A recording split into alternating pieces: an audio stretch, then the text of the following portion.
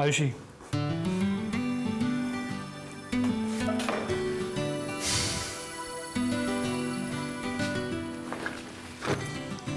তোমার একটা জিনিস আমার কাছে রয়ে গেছে। আমার মনে হয় এটা তোমাকে তোমার প্রজেক্টটা শেষ করতে তাড়াতাড়ি হেল্প করবে।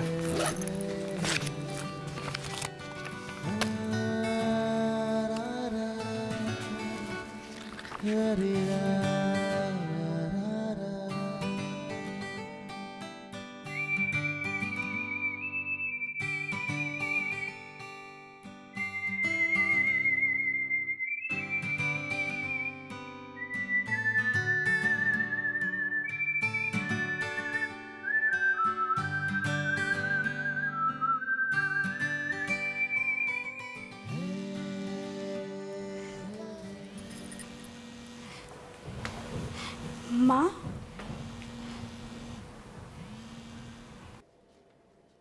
কিরে তুই কোথায়? তুই ফোন ধরছিস না কেন? মা আমি কম্পিউটার ল্যাবে ছিলাম, প্রজেক্ট করছিলাম। তা ফোনটা কেন ধরছিলি না? এত দেরি হচ্ছে কেন তোর? অ্যাকচুয়ালি আমার ফোনটা সাইলেন্টে ছিল তো, সরি মা, তাই বুঝতে পারিনি। আমার তোমাকে একবার জানিয়ে দেওয়া উচিত ছিল। হ্যাঁ ঠিকই তো, তুই বাড়িতে একটা খবর দিবি না? তুই যদি মেঘলাটাকেও জানিয়ে দিতিস তাহলেও জেনে যেতে পারতাম। আচ্ছা কখন ফিরবি আর কত দেরি হবে? এই তো বেরোচ্ছি, আসছি এক্ষুনি। আরে আমি এবার সূর্যকে ফোন করলাম, তুই কোথায় আছিস জানতে। কি গো, কার ফোন? আয়ুষীর? শোন দেরি করিস না, ট্যাক্সি নিয়ে তাড়াতাড়ি চলে আয় বাড়িতে। আচ্ছা। কি বলছে?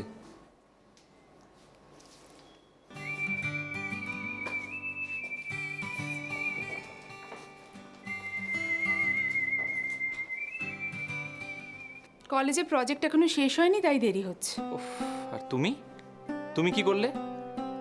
টেনশন করো না, বলি এত টেনশন করো না।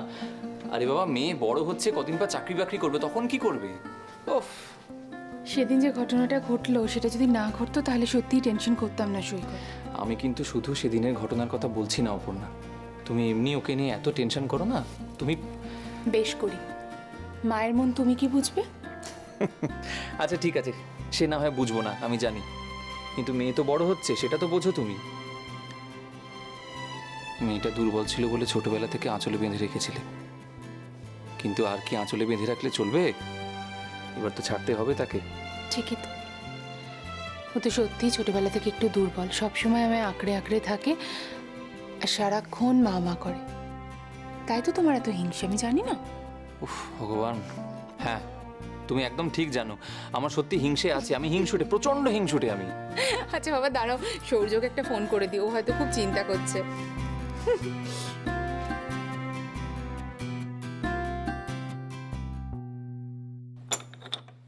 তোর বাবা এখানেও তো নেই।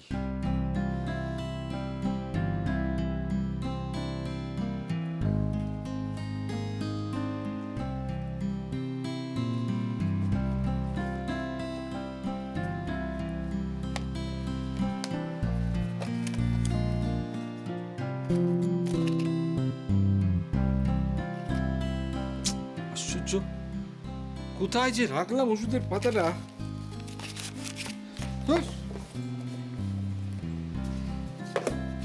কি গো বাবা, হ্যাঁ কি কি কিছু হারালে নাকি? আর বলিস না, পুরো ওষুধের পাতাটা কোথায় রেখেছি কিছুতেই মনে করতে পারছি না। এই হয়েছে আমার আজকাল একটা। আচ্ছা, ঘরে দেখেছো? দেখেছি ঘরে আমি ভালো করে সব কিছু দেখেছি, কোথাও নেই, ঘরের মধ্যে কোথাও নেই। আচ্ছা বাবা, মা কোথায়? মাকে বললেই তো এক্ষুনি বার করে দেবে। বার করে দেবে? আমি কি তাকে বলতে বাকি রেখেছি? তাকে বললাম যে একটু খুঁজে দাও ওষুধের পাতাটা, খুঁজে পাচ্ছি না। সেই রান্নাঘরে কাজে আকারে ব্যস্ত হয়ে পড়েছে। আশ্চর্য। মা আসছে এনে চাটা ধরো। দেখি আশ্চর্য, আমার একটা দরকারি জিনিস। ওমা, আমি দেখছি।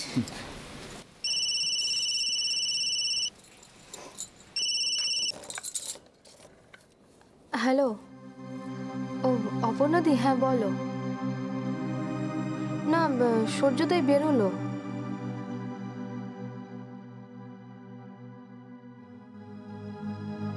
ও আচ্ছা আচ্ছা ঠিক আছে, সূর্য ফিরলে আমি বলে দেবো, ও যেন টেনশন না করে। হ্যাঁ ঠিক আছে, রাখছি। কি? অপর্ণাদি ফোন করেছিল, বললো আয়ুষী বাড়ি ফিরেছে, সূর্যকে বলে দিতে, ও যেন টেনশন না করে। ফিরেছে মানে কোথায় ফিরেছে? কথা শোন, আশ্চর্য, কথা শুনলে না আমার গা পিত্তি জ্বলে যায়। কোত্থেকে আবার ফিরবে? কলেজ থেকেই তো ফিরেছে। কিন্তু হ্যাঁ রে, এত দেরি করে ফিরলো কেন? জানি না। ওই দেখো আবার কে এলো। আমি দেখছি মা, তুমি বসো, আমি দেখছি। আরে বৌমা যাচ্ছে। তো কে যাবে? তুমি যাও না, চা হাতে করে বসে আছে। ধরো। ভাইয়া বুঝি কিছু বলবো? এই হয় না আবার। ধর। তুই বাবা বস না, দাঁড়িয়ে আছিস কেন?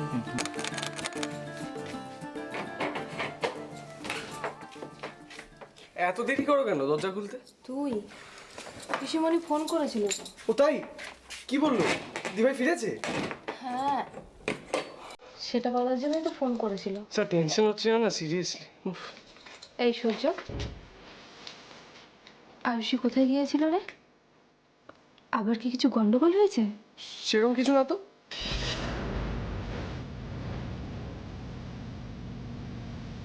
কে এলো রে? চল, তোর সাথে আমার কিছু কথা আছে। কি কথা? চল তো। আরে কে এলো গো? কে আবার? তোমার হনুমান। এই তো। আয়। দাদু এসো এসো, এসো। এই কিরে, আয়ুষ আজকে দেরি করে ফেললো নাকি? হ্যাঁ, ও তো কলেজেই ছিল। ওকে আবার নতুন করে প্রজেক্টটা জমা দিতে হবে না, তাই ওখানেই কাজ করছি। আসলে চিন্তা হয় তো, এরকম একটা কাণ্ড হলো। শোন না, ওকে এবার বলে দিবি এরকম দেরি হলে যেন অপুকে অবশ্যই করে ফোন করে বলে দেয়। হ্যাঁ, আসলে কাজ করতে করতে হয়তো ভুলে গেছে। পিসিমুনি আমায় ফোন করে খোঁজ নিতে বলেছিল, তারপরেই আমি কলেজে ফোন করে জানি। সেই শুনেছি এখন ফোন করেছিল। এই তো। যা, তুই পড়তে বস, যা। ওই দেখলে তো। উফ, এই তোরা দুজন না ছেলে মেয়ে দুটোকে পড়া করে পাগল করে দিবি সত্যি। খাওয়ালি কিনা তা খেতে দিয়েছিস? খেতে দিয়েছিস? খালি পড়তে বস, পড়তে বস। অদ্ভুত একেবারে। একেবারে দিগ্গজ করে ছাড়ো, দিগ্গজ। হ্যাঁ, ওরা তো মুখ্য ছিল।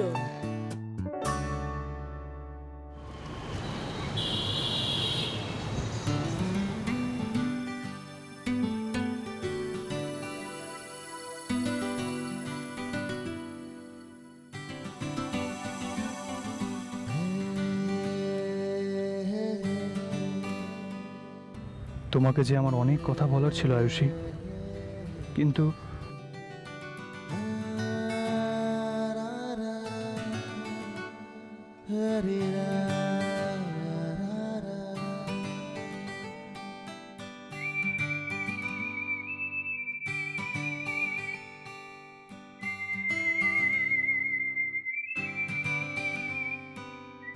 দাদা আসতে, গাড়ি থামান, আমি এসে গেছি।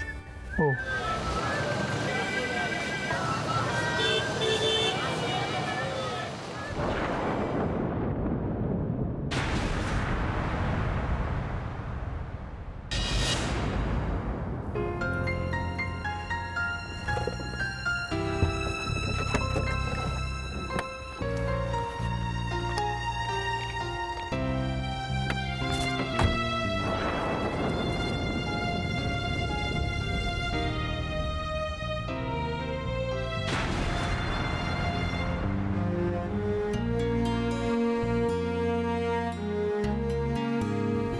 দাদা, আয়ুষী,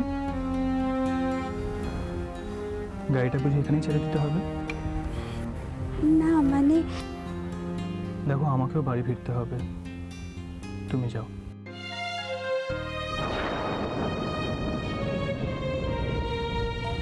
থ্যাঙ্কস, বাই। বাই। বাহ, এই তো দরজা অব্দি পৌঁছে গেছে।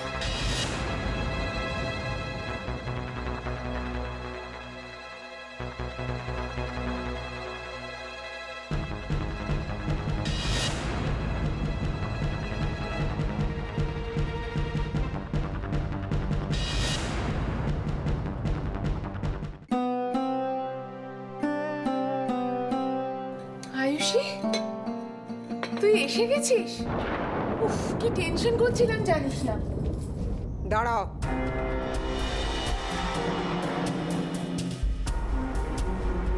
কোথায় ছিলে এতক্ষণ? দাঁড়াও অপর্ণা,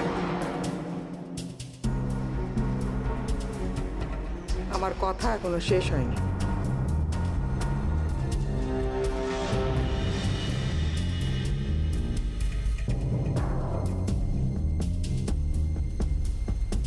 তাছাড়া তোমার মেয়ে যথেষ্ট বড় হয়েছে, ও নিজের কথা নিজেই বলতে পারবে।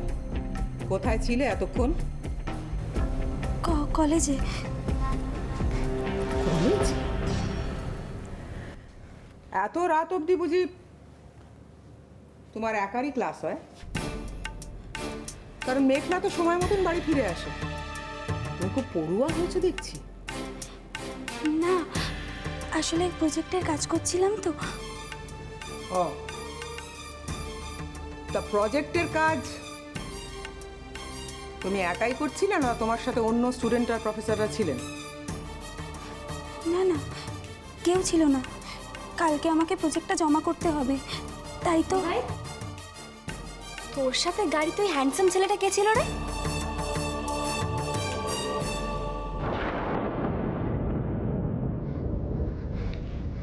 ট্যাক্সিতে?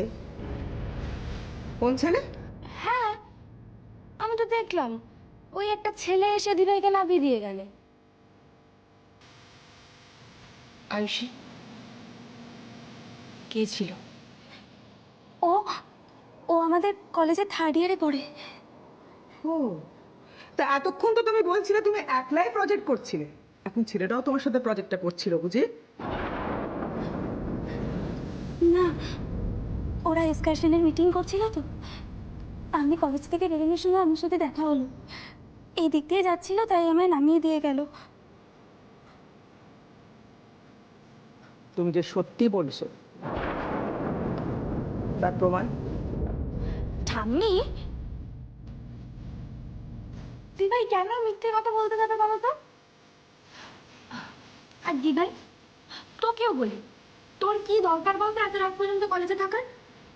ম্যাম তো তোকে এক্সট্রা টাইম দিয়েছে নাকি?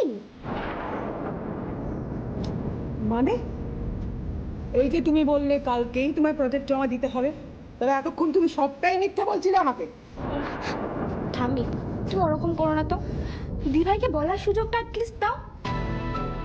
আমাদের কলেজে একটা এক্সকারশন হচ্ছে, তাই জন্য আমাদের এরে দিভাইকে ক্যাপ্টেন চুজ করা হয়েছে। অপর্ণা, তুমি তোমার মেয়ের কোনো কথাকে বিশ্বাস করতে পারছো? মা, সত্যি বলছি, আমি কলেজেই ছিলাম, আর কোথাও যাইনি। আমি জানি, তুই এখন যা কি হাত মুখ ধুয়ে। এরকম একটা সামান্য বিষয় নিয়ে আয়ুষীর বোধহয় মিথ্যে কথা বলার কোনো দরকার নেই। তুই, তোমার কাছে এটা সামান্য বলে মনে হতে পারে, কিন্তু আমার কাছে নয়। অবশ্য মিথ্যে কথা বলা, চুরি করা তো তোমাদের রক্তে। তুই মা, প্রতিবাদ করলেই সত্যটা মিথ্যে হয়ে যায় না অপর্ণা। আমার বাড়িতে এসব আমি হতে দেব না। কোনো অসভ্যতা আমি কিছুতেই বরদাস্ত করব না। ঠাম্মি, আমিও তো কতদিন দেরি করে বাড়িতে এসেছি, তুমি আমাকে তো কিছু বলনি।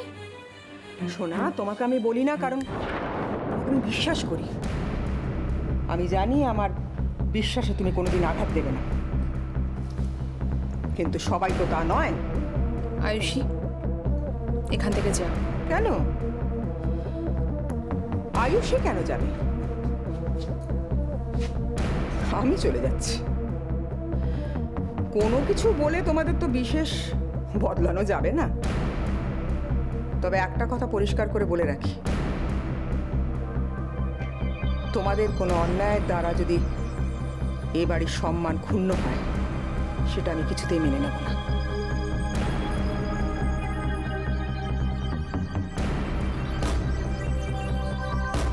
সোনা, চলে এসো।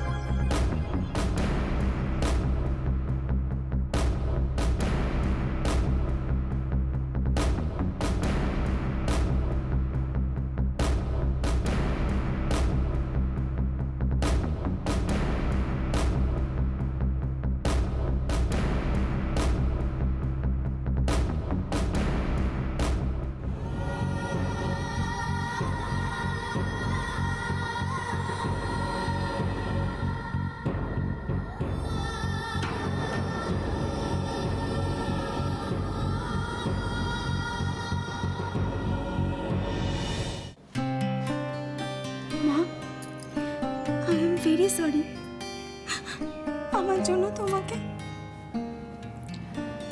তোর জন্য কিচ্ছু নয় আয়ুষী, তুই তো একটা উপলক্ষ মাত্র। সারাটা জীবন আমাকে এইসবই শুনে আসতে হয়েছে, আর বাকি জীবনটাও শুনে যেতে হবে। ছাড়। তবে আমি জানি তুই কখনো কখনো কোনো ভুল করতে পারিস না।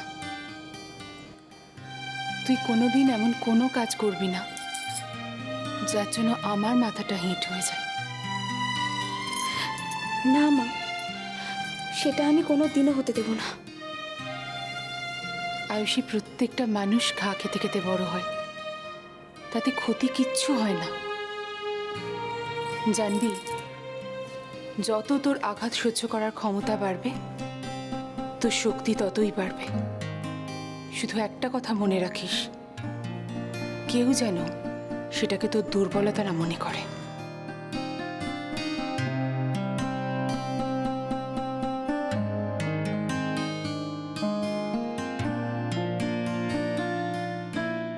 Good good good, very good, very good, বাবা দি ভাইকে দেখেছিলে? ভয়তে মুখটা একবার এইটুকুনি হয়ে গেছিল। মনে হচ্ছিল কি জানো, কোথাও থেকে একটা কালো কাপড় আনি এনে মুখের মধ্যে টাকা দিই। দুষ্টু চুপ।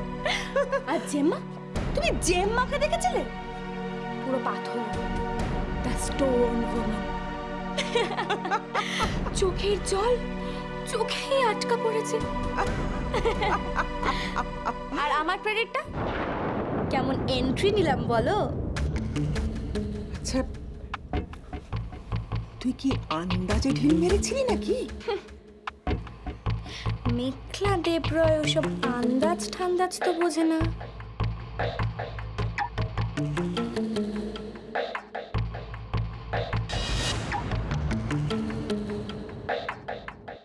Straight hit. হ্যাঁ রে, ছেলেটা কে রে?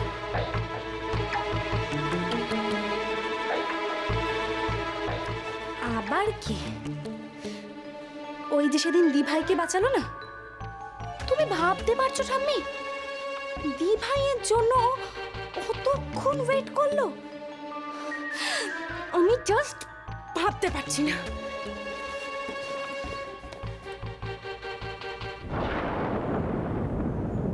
ব্যাপারটা কিন্তু বেশ ইন্টারেস্টিং।